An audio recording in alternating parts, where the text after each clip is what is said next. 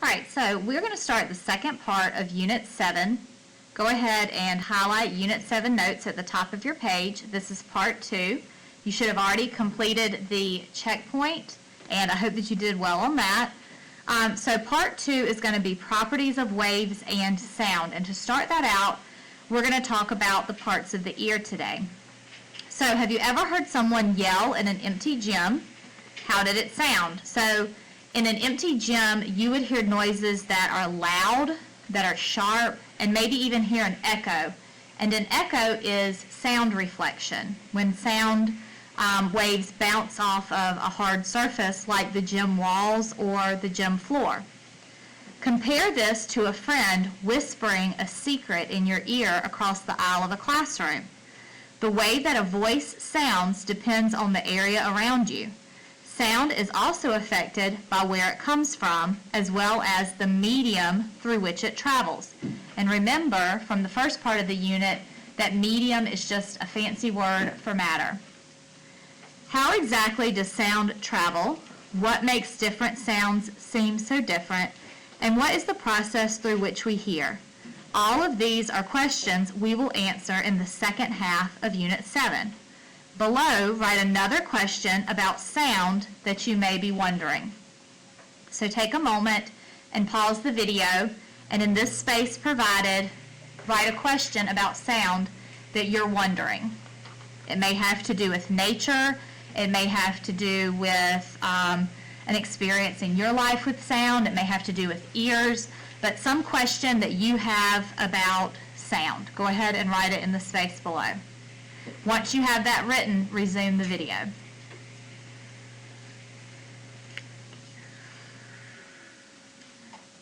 So the question that we're going to answer today is, how do we hear? And the first process that allows us to hear is you have a flap of cartilage, 2 of them, and those are your ear flaps, and they channel the sound waves into your ear. And remember that those sound waves are mechanical waves, and they are specifically longitudinal waves. Sound transfers into the ear canal and causes the eardrum to move.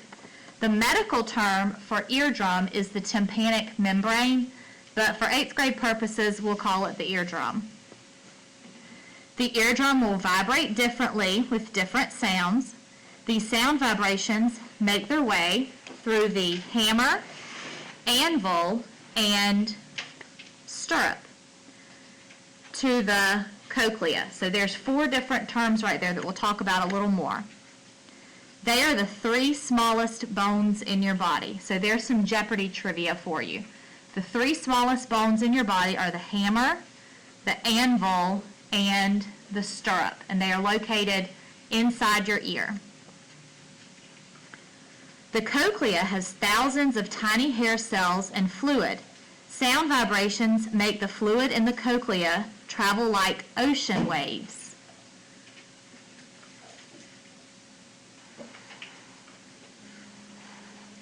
Movement of fluid in turn makes the hair cells move, and the auditory nerve picks up on any neural signals created by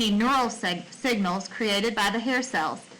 Hair cells at one end of the cochlea transfer low-pitch sound information, and hair cells at the opposite end transfer high-pitched sound information. And then the last part over here, the auditory nerve moves signals to the brain, where they are then translated into recognizable and meaningful sounds. It is the brain that hears. So we have this picture that I want you to take a moment and code and highlight correctly. So we have the 3 parts of the ear: the outer ear here, the middle ear, and the inner ear. The outer ear consists of the ear flap and the ear canal. So take a moment and highlight that. I'm going to make those orange. Then the middle ear is the hammer, the anvil, and the stirrup. Those are the 3 tiny bones. And the middle ear is also the eardrum, also the tympanic membrane, if anybody's going to med school.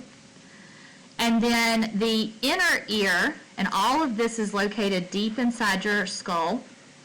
is the cochlea, the snail-like structure here, right there. That's what has the 30,000 little tiny hair cells and fluid. And then the end of the cochlea is the auditory nerve, which then transfers that information to the brain. So after that, I want you to draw a little arrow right here and put that it's going to the brain. Okay, that's important to add that. The auditory nerve then connects to the brain. And this, of course, is on both sides of your head with both of your ears. Now, another thing to note is the eustachian tube, which connects to the back of your throat and comes up behind your eardrum. Your teacher will talk to you more about that in terms of ear infections, especially with babies. But the eustachian tube is there, so note that. And I also want to show you this little diagram that we have of the ear right here. This is another kind of replica of it, where we will have a cow eye that we dissect when we talk about eyes. The ear is not so easy to dissect because it's located deep within the skull and it's just lots of little parts. So we have this thick piece of cartilage right here on the outer ear. See that? And that's really the only part of the ear that you actually see on people. Then you've got a layer of fat and skin, blood vessels. That's what's represented there with the yellow and the red. Then you've got the white bone. And then this little orange piece right here.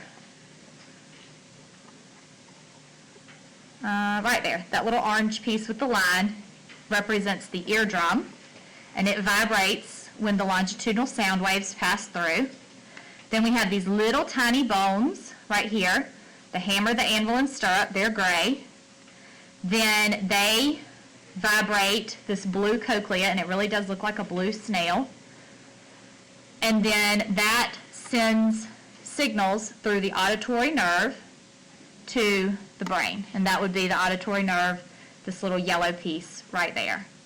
And this gray, looks like a little slide right there, is the eustachian tube going to the back of the throat. Okay?